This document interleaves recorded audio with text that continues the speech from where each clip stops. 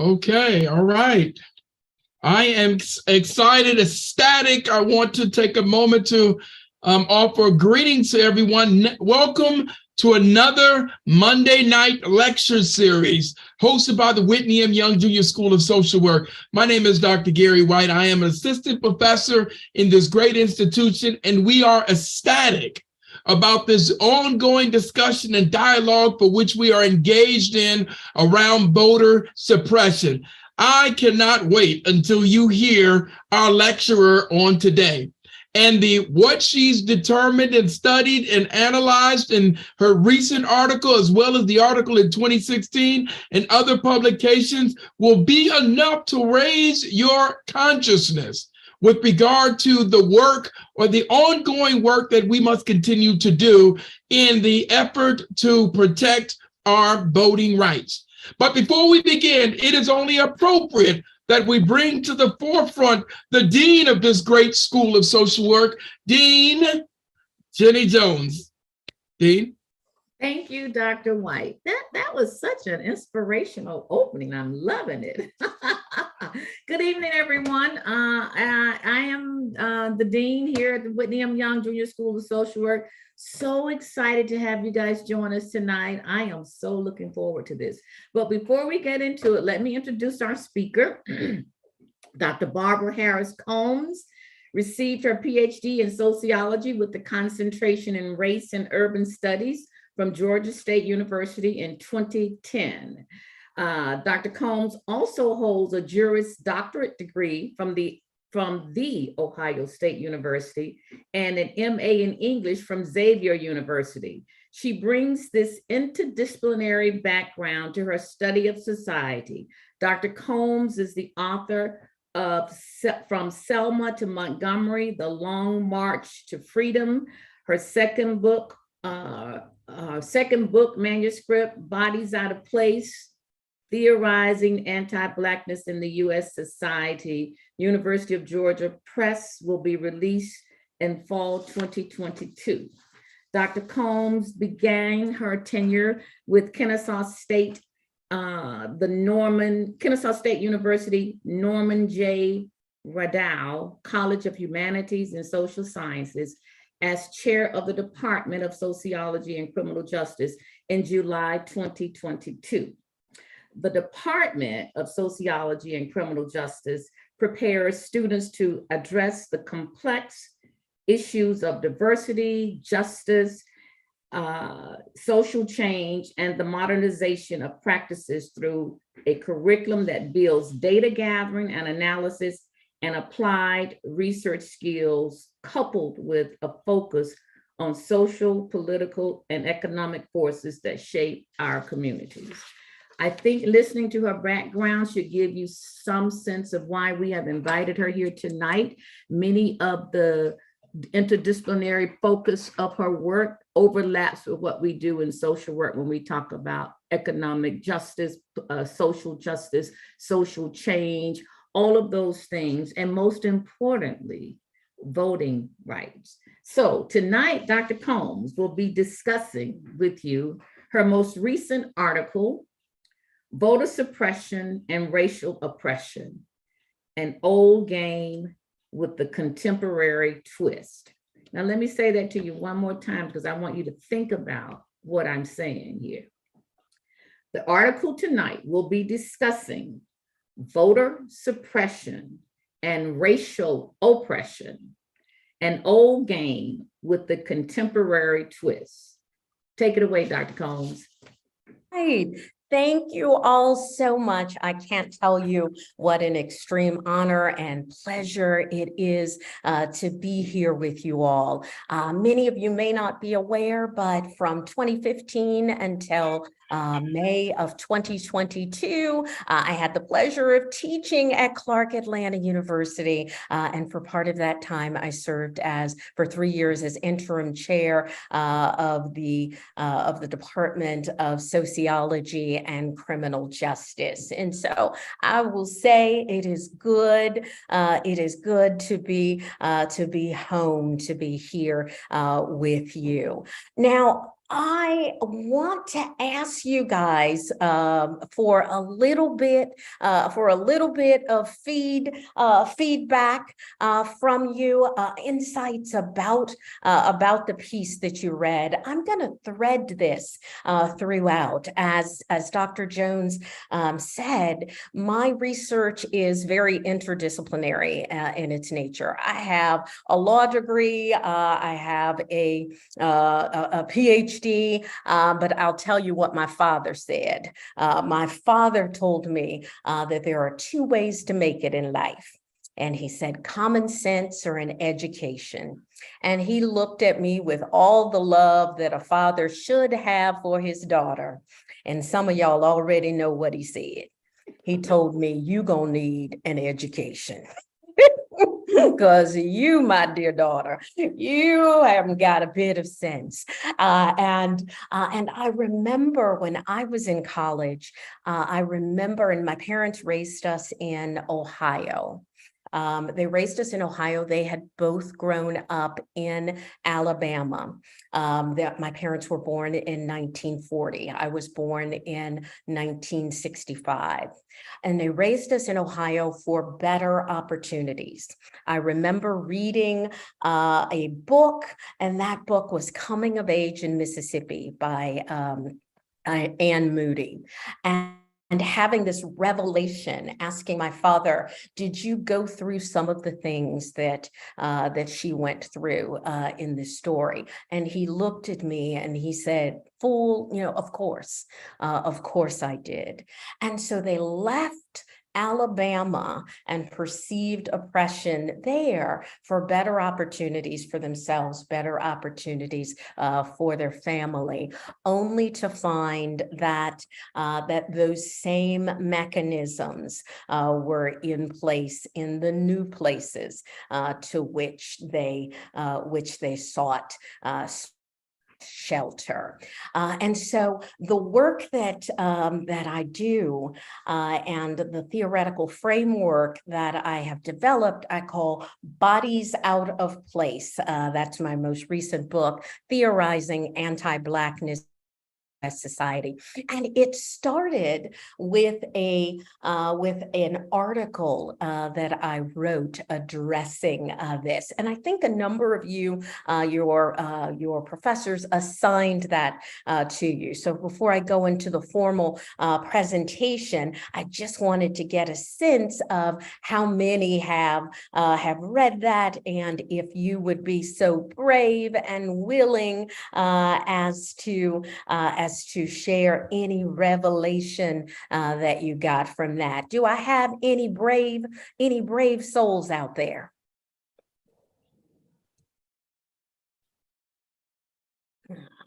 I'm looking.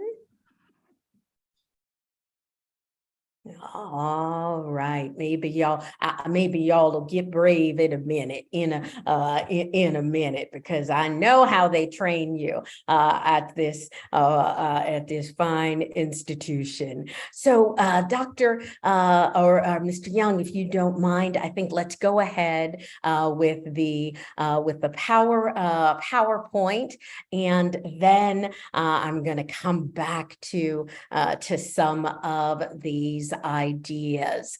All right. And if you would advance the next slide for me. Oh, there it is. Yay.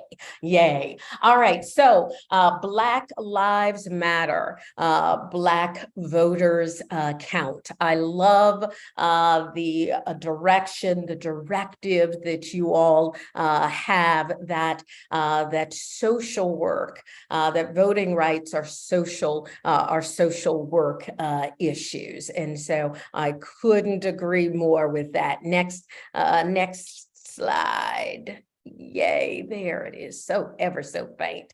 All right. So what I have found in my research is there's been a pattern of removing people from the democratic process. I told you that my first career was law. And one of the things that we learn in our narrative about America, land of the free and home of the brave, is that everyone has this its right to vote.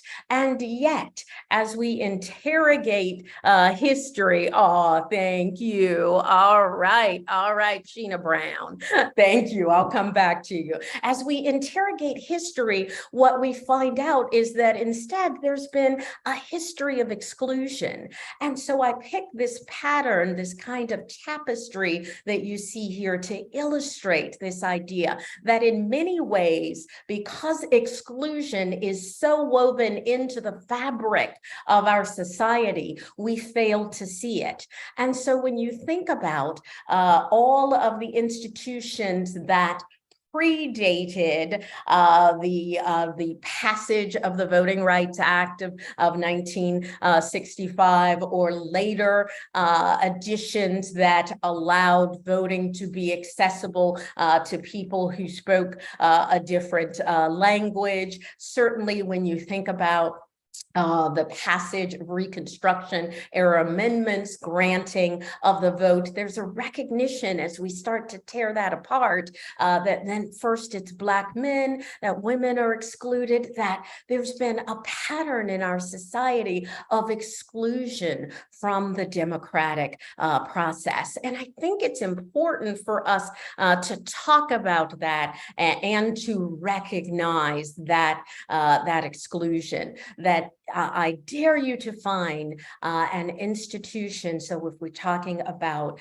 policing, if we are talking about, housing, if we are talking about the medical association, many of those they all predate a period of inclusion of people in society. And so I argue that that exclusion is built in to the process. Part of what I think the job of sociologists like myself and social workers like you all is that we need to do is to make that visible. And that occurs through our policy work, our advocacy, through theory. Next slide. Okay.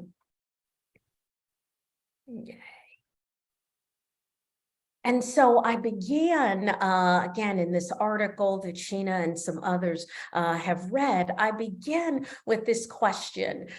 If we recognize that racism is an adaptable and changing beast, racism wants to sustain itself. And so if we recognize that it's an adaptable and changing beast, it's constantly changing to sustain itself, to hide the fact that it does try to exclude people from democratic processes, from decision making. It seeks to criminalize behavior, and even the ways that certain populations dress and talk and behave. If we recognize that racism is an adaptable and changing beast that is constantly trying to sustain itself, why aren't we developing new theories to help us make the invisible visible? I don't think I have control any longer. I'm hitting this, so if you would advance that for me. Yes.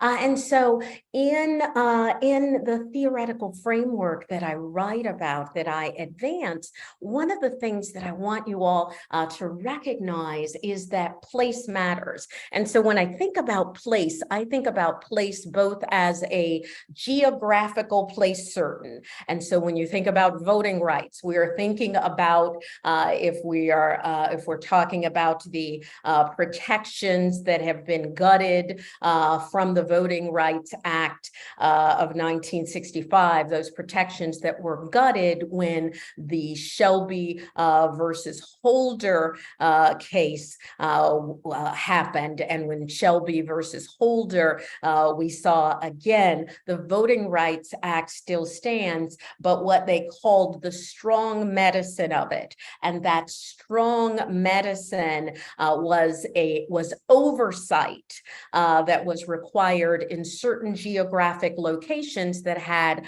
a pattern of bad acts in terms of preventing people or constraining the franchise by the use of certain tests and devices. And so when we think about place, we think about place both as a geographic place certain, but it's also important for us to think about place as social relational place.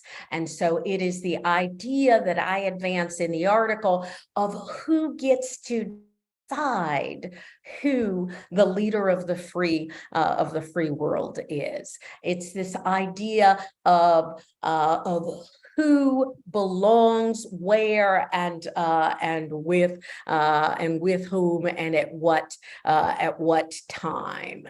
And so for me, I saw what I call a cognitive shift. A cognitive shift is like a mental shift. And so this cognitive shift happened after the first election of Barack Obama was accomplished by a coalition of minority voters. And so you had Black people and brown people, and you had college students, and you had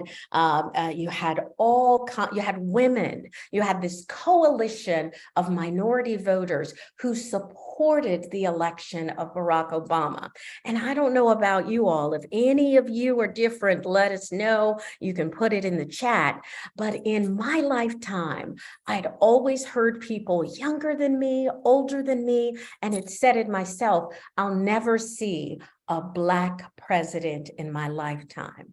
And so what I saw happening in what I talk about is that when the first election of Barack Obama is accomplished by this coalition of minority voters, that it created this cognitive shift in the minds of Black and brown people about where we belong. And we saw an expansion of the places that we thought were open to us.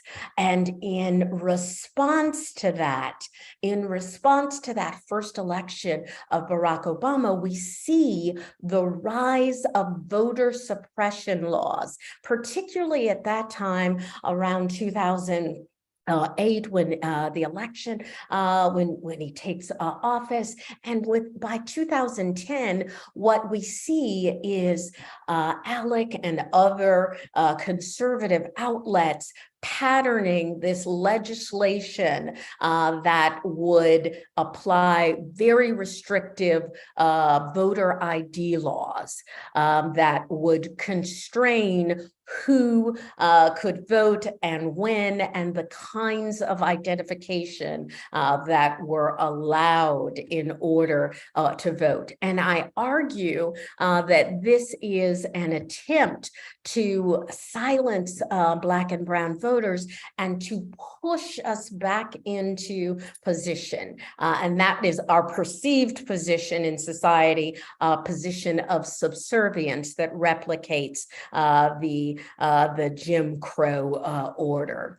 And so the theory that I talk about, and I spend time talking about theory because I think it's important for you all to have a language to talk about how this operates in society and the ways in which it still acts to constrain people, and particularly the franchise. But think about the policy implications for things like housing and for policing and for education. That it is an attempt to silence and to control who gets to speak in certain respects. I liken it to in a later iteration, in the later book that was just published, I liken it to what I call a blackout. And what is meant by blackout? Blackout in this process I outline and describe as blackout Black bodies are often welcome in physical and social white space, but actual Black embodiment is not. And by Black embodiment, I mean the use of the body or flesh to convey certain ideas, messages about identity, consciousness, and belonging to a certain group. And so we see a response to Black expansion in society. And it's very telling that this response is really focused on the franchise. It's what I mean by it is an old trick. It's just, in a new bottle. And it's important for us to understand the ways that this attack on the franchise threatens people's liberty. And it harkens back again to days of old. And so part of the ways in the first book that I write, From Selma to Montgomery, The Long March to Freedom, part of the way that Blacks were discouraged from voting was because there were actual restrictions on how many people could congregate on the public street.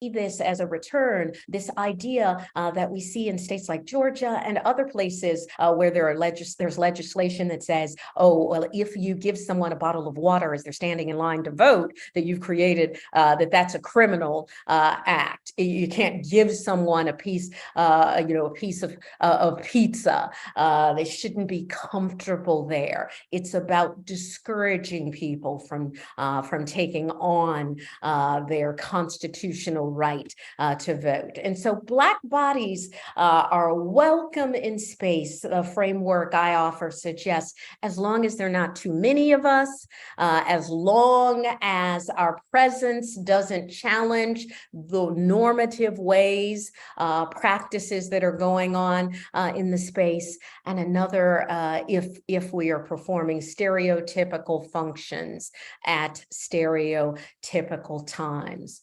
So after the killing of Trayvon Martin, and in the wake of that, in the next year, we see the growth of the Black Lives Matter movement. Caretha Mitchell writes in a collection of essays about Trayvon Martin's killing. She writes that in the United States, the success of marginalized groups inspires aggression as often as praise. And she says, because the purpose of that aggression, that violence, is to mark out who belongs, who does not.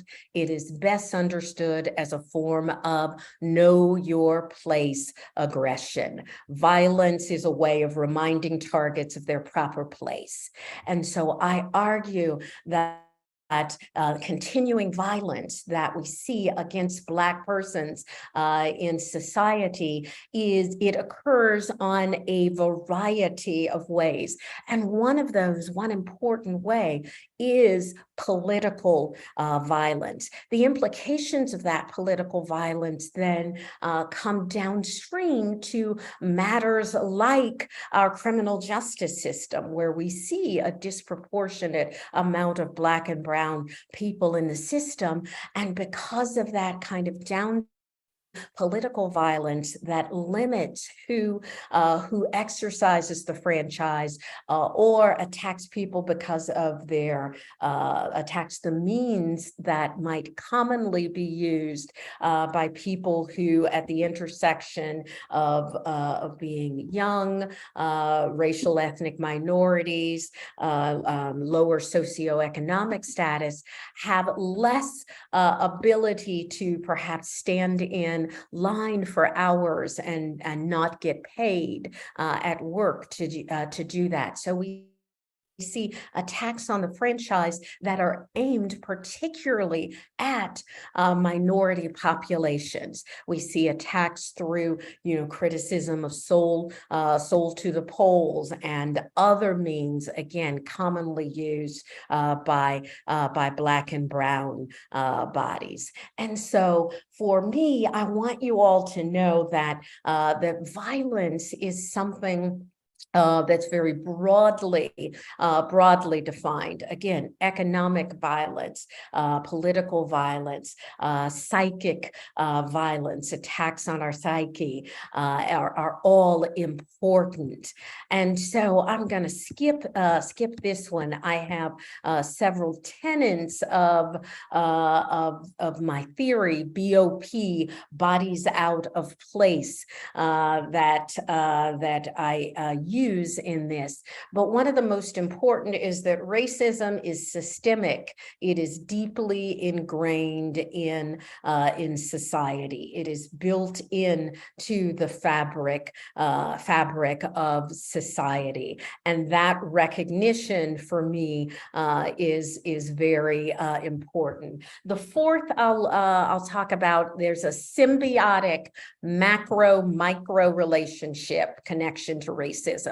What do I mean by that? Racism is sustained on a micro level. It's sustained on an individual level, but it also operates on a macro or institutional level. And that's the important connection that I see here. The exercise, the individual exercise of the franchise has macro and micro implications. And so what I talk about in the article about Black and brown bodies out of place towards a theoretical understanding of systemic voter suppression in society, we see an attack on an 80-year-old woman, 80-plus-year-old woman who was raised in the South, moves to Memphis, and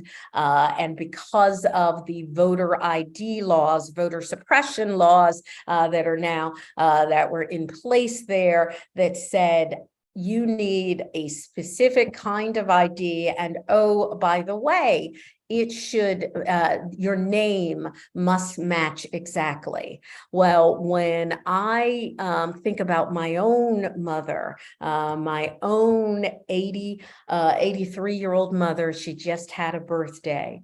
And she was, again, born in Alabama, and she has one ID that for government purposes, RUBIE, and all of her other RUBY, because at the time they didn't take good records regarding Black persons, and so she has those inconsistent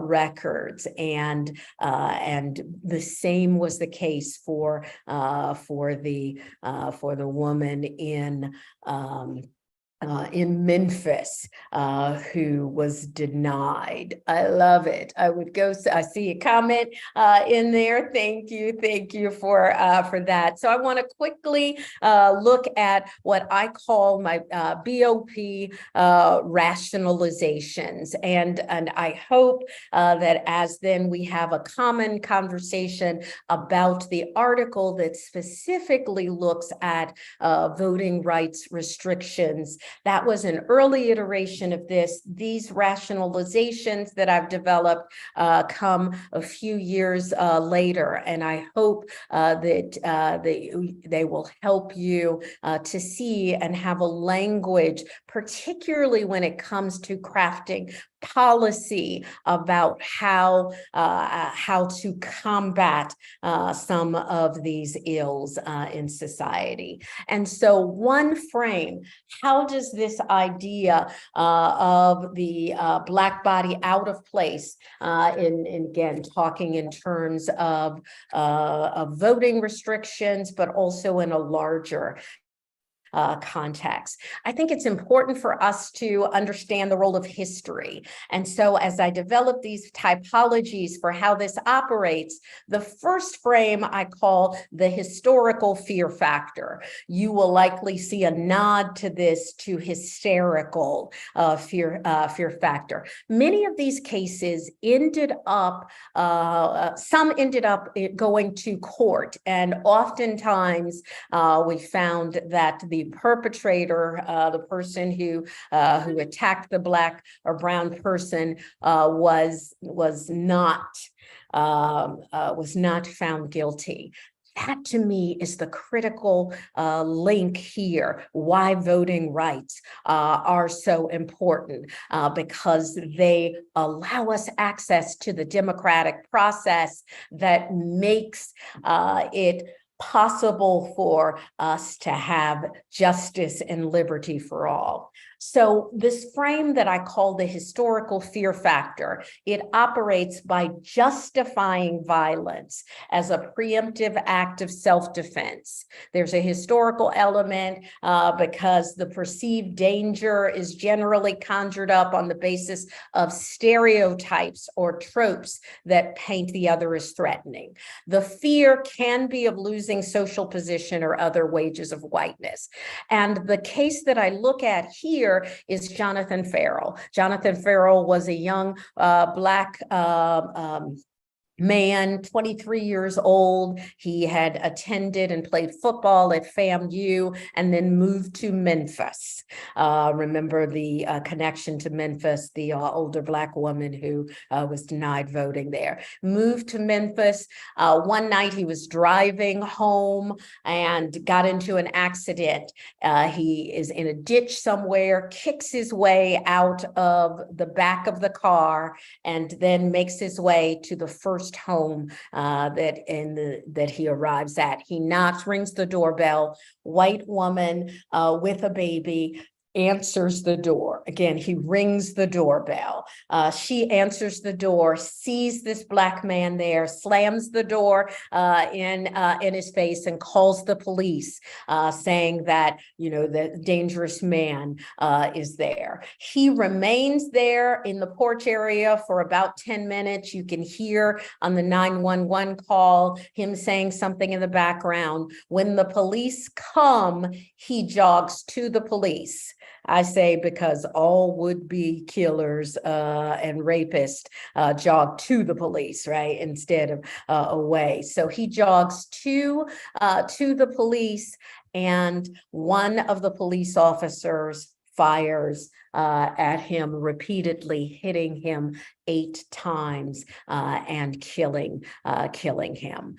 This police officer is eventually charged, and he is acquitted. He is acquitted.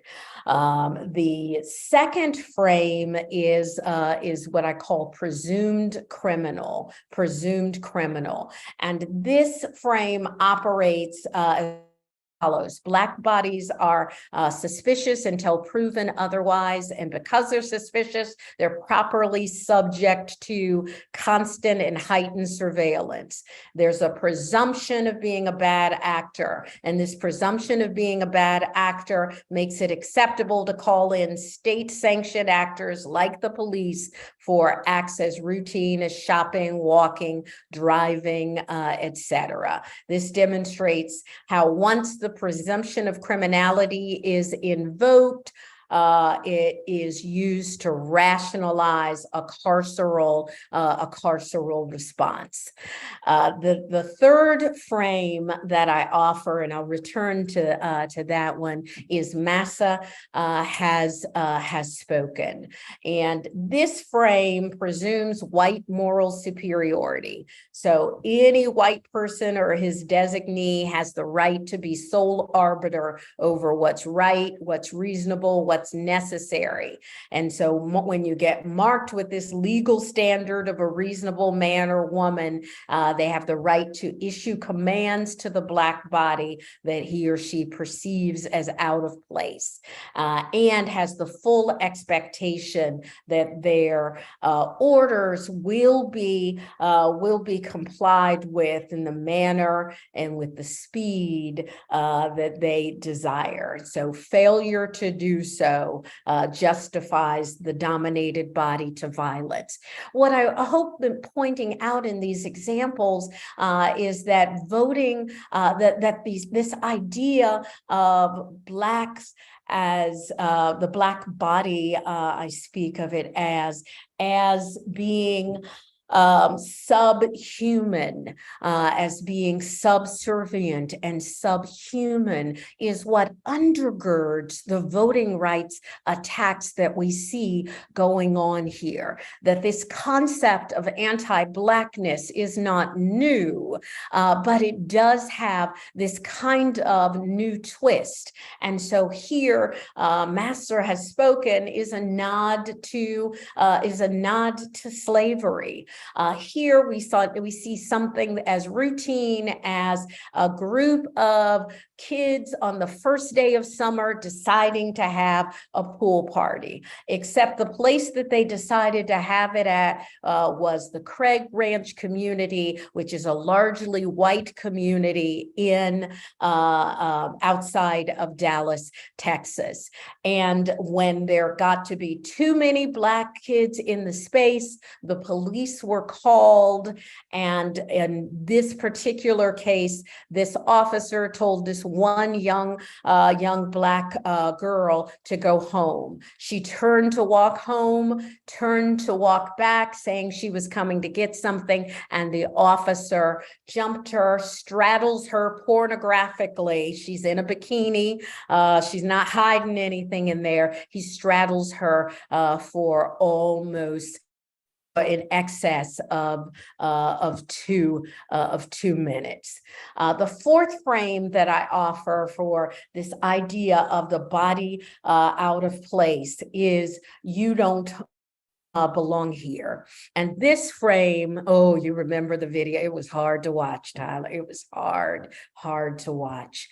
So this frame says you don't belong here, right? And it relies on fixed ideas about where Black people belong, with whom, in order, and it promotes white supremacy. And that is the important thing that must not be forgotten, is that it promotes and supports white supremacy. The scholar Joe Fagan says, at the center of the white racial frame is patriarchy. And so in the last example, with Dejaria Becton, we see how Black women are vulnerable here.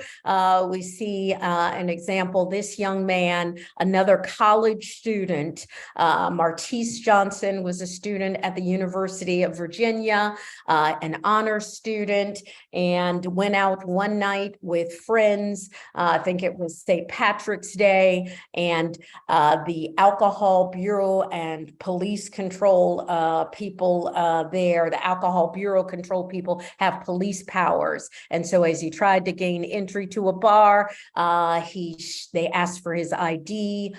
When they asked him his address, he stumbled because his mother had recently moved and he couldn't remember what was on there. And they beat him and shackled him at his hands and feet. And as this was going on, all he kept saying was, "But I go to UVA."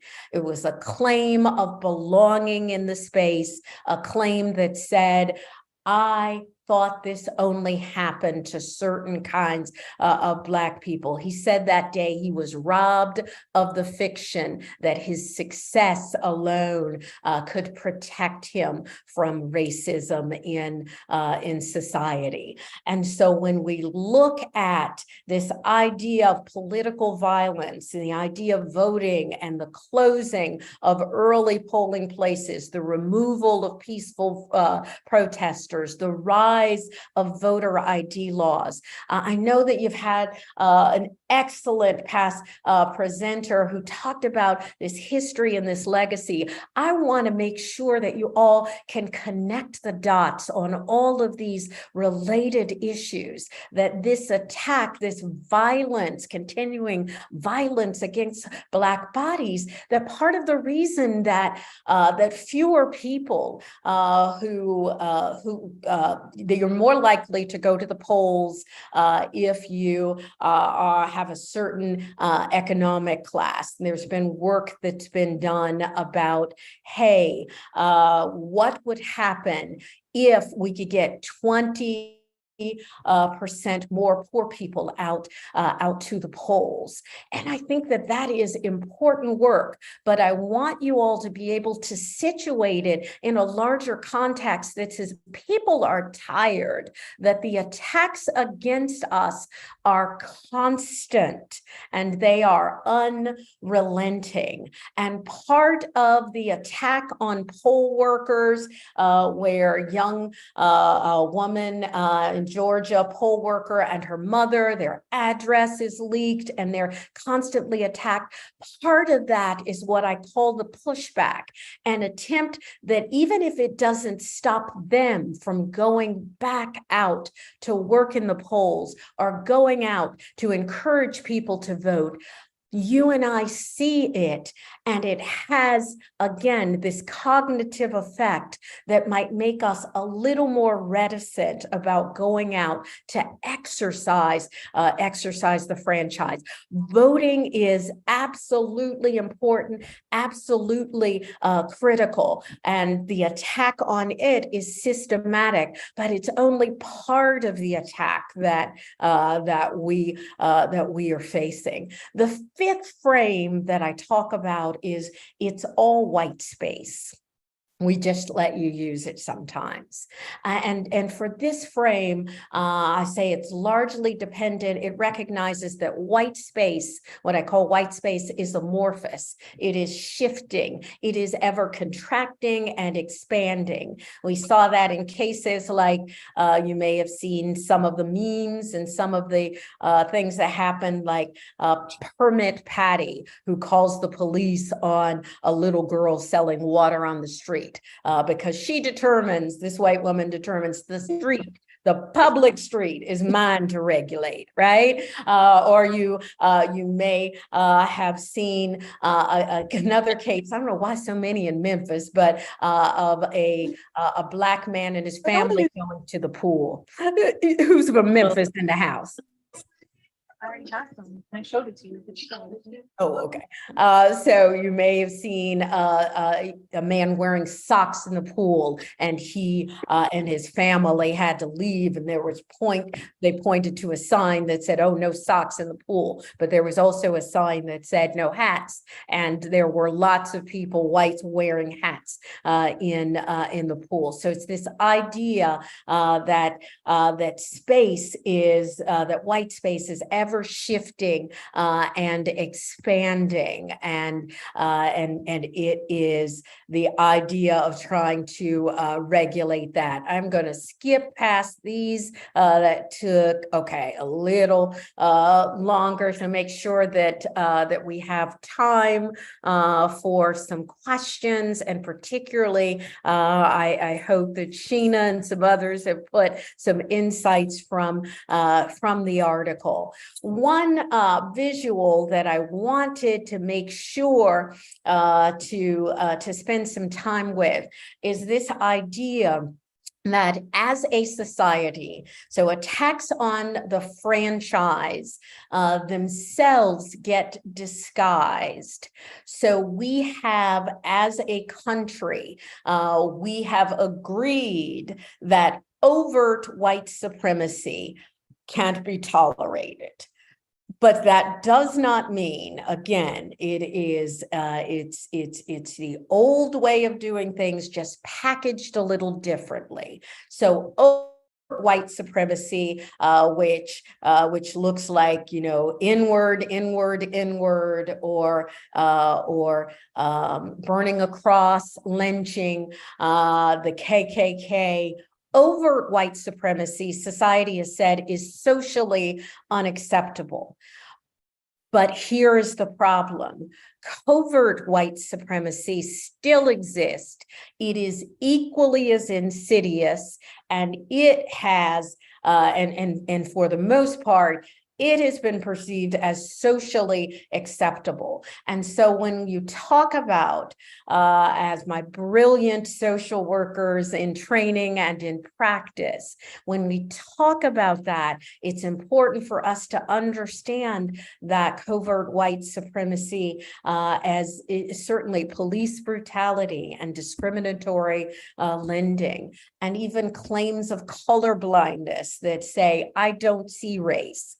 Well, I am a proud Black woman, and if you don't see race, you don't see, you don't see me. It is overt white or covert white supremacy. It's about, fearing people of color, and that fearing of people of color operates on a continuum, and the restrictions on the franchise are an important and continuing part of that continuum. So I am going to stop there for a minute and pause to go see if I can see the chat. And I know that Dr. White is also moderating for us. All right. Yes, absolutely. Let me tell you something. I have been absolutely captivated by your discussion, and you're talking. I read the article, but I'm taking the notes, and I'm going to tell you that that Black bodies out of place, and those 5 tenets are realistic. It really brings to mind one of the common that I want you to talk about. It brings to mind one of the common arguments that many police officers have made following their behavior. I feared for my life. And what happens when we look at these mesomorphs, these big Black men, then it suddenly becomes realistic or believable, right? And so if you don't mind, talk a little bit about that, because it falls under all of those tenets that we must integrate in our language. You're on mute. I think you're on mute. Come off of mute. Oh, it said host was not allowing people to unmute themselves. Okay, thank you so much for that question. And yeah, I've expanded those to 8 right now. And I do think that it is absolutely important, because when you said this idea of the big Black man, I first thought of Tamir Rice, right? Who, to all of us, when we look at the pictures of Tamir Rice, looked like a little boy. And so, and he was, right? 12, about to be, 13 years old. But then I remember research, and it's Philip Atiba Goff and a collection of scholars. And it is something like the essence of dehumanization, something related to that. And one of the things that they found in the research shows that Black youth tend to be viewed by people as at least 3 years older than they are. And that has real life implications for them.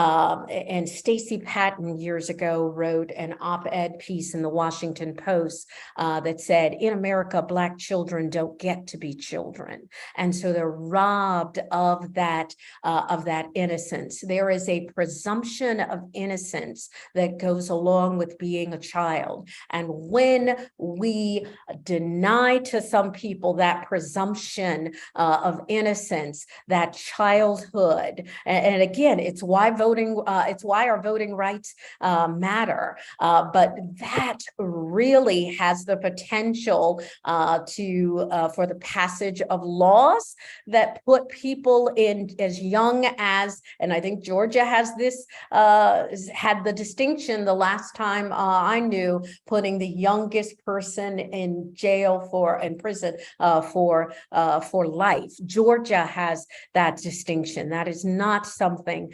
that we should be proud of. And so this idea that we aren't viewed as innocent is important to understand. That even maps onto our discussion of the franchise, that there is a presumption and the widespread voter fraud that was presumed to happen was not present, but there is a presumption of that, a presumption of criminality that surrounds certain bodies, and other bodies don't have that presumption. And once we recognize that, I think that becomes important if we're going to do meaningful policy work about how is it that we change this.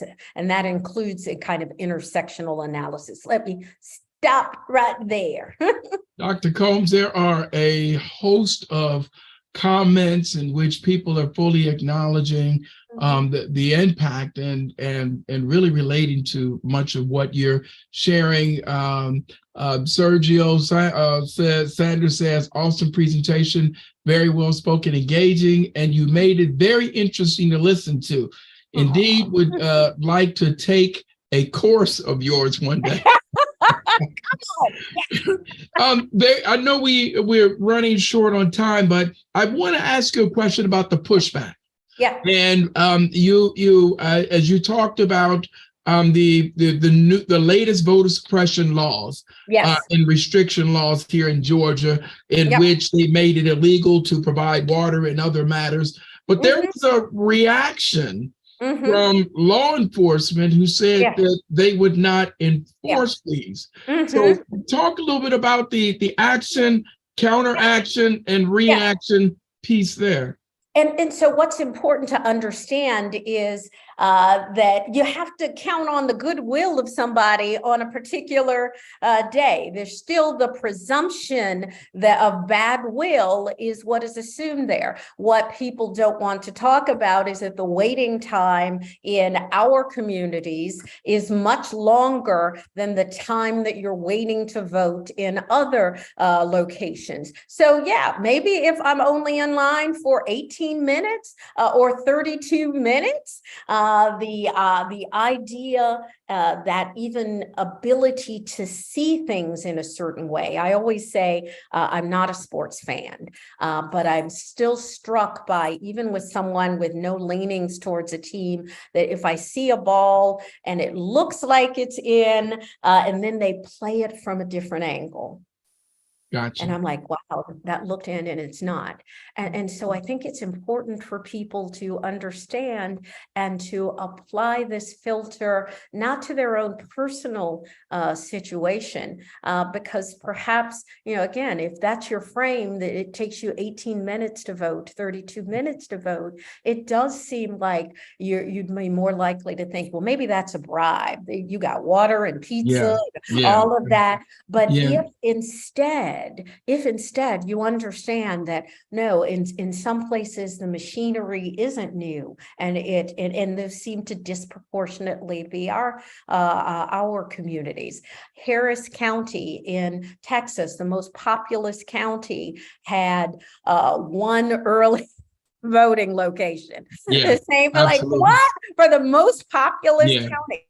The same was the case in Hamilton County in Cincinnati, and that's where, in that community, where the largest percentage of Blacks resided. And so it looks like it starts to smell a little bit. So my last question before, unless the dean, my last question I'm going to pose before I turn it. Go ahead. Before I turn it over to the dean, I want to turn the corner very quick. And in this corner, I want to, when I look at students, they're saying, well, what do I do? Where you have told us that as long as Black bodies stay in familiar places, you're good, right? So on the college campus or in certain communities, but what would you say to our students and others in this movement to cause the impact or the change, or to even release cause policy change to release Yep. these restrictions. Yep, we have to open up our mouths. Now, I want to be very clear. I want everybody to be safe. I'm not asking you to do anything. That's real talk. I am not asking you to do anything that would make you unsafe. But I will tell you, there is a quote from Audre Lorde that I just love. And she said, our silence will not save us. And so she found it is better to speak, right?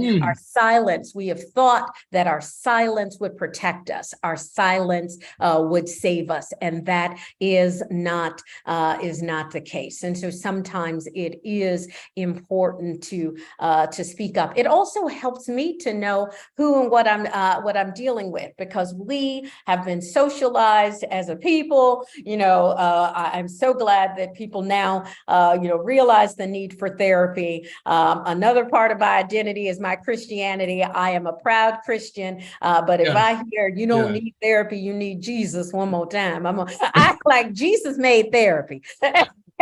Absolutely. It is. And if I understand correctly, he overturned a few votes as well. So I got it. Yeah, we right on point. I want to turn this over. Dean, you have any questions before we actually turn it over to you?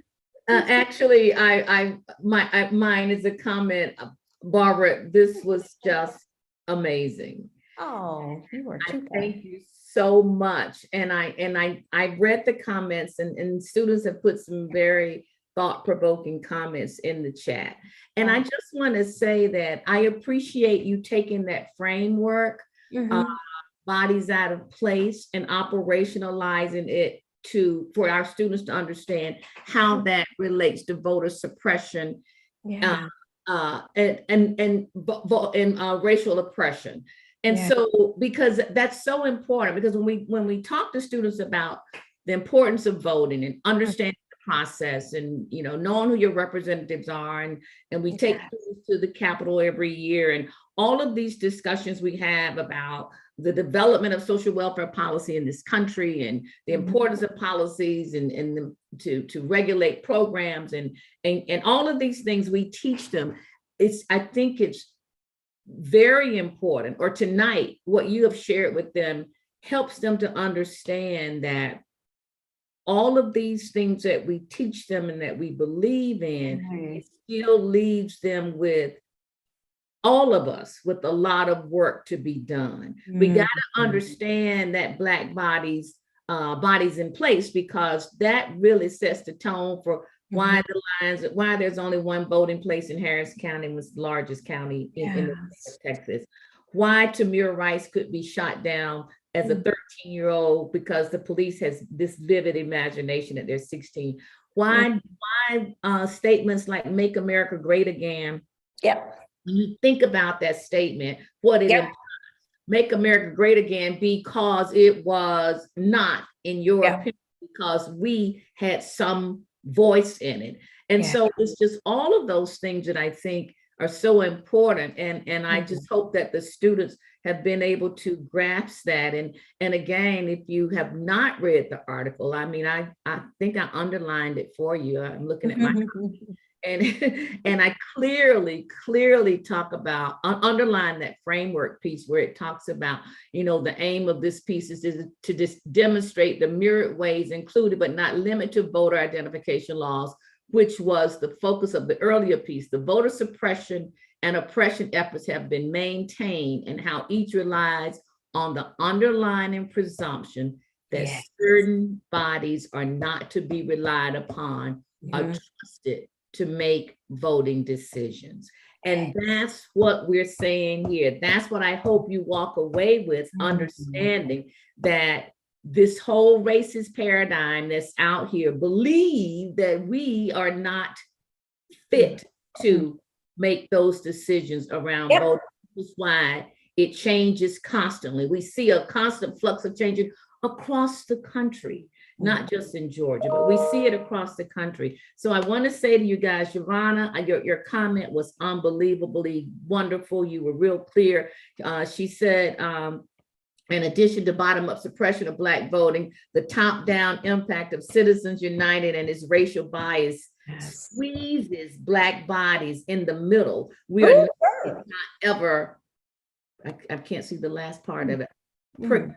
We're not yet, however, I missed the last word of it. But preclude from becoming politically engaged and demonstrating leadership. Yes. You hit it, Yvonne. You hit it right. You said it. You're right on top of things. So that's the point that I hope you all take away. And as you continue to move through your program here and continue to do this work, that you will understand what your role is as social work students who are soon going to be social work practitioners.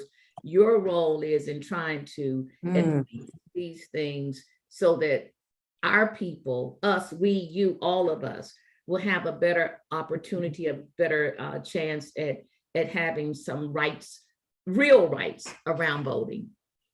I love it. I love it. Well, Dr. Combs, it's 7 o'clock. We thank you so very much. Dr. White, as always, you brought us right up to the 7 o'clock mark. And so thank you. Again, we appreciate Dr. Combs for doing this, and to the students, I appreciate all of you who tuned in tonight. And we've got some alums on the call, on the Zoom. Mr. Copeland, this is your second one with us. We got another one coming up next month. We hope to see you there. And so on that note, I'm going to say good night and thank you all again.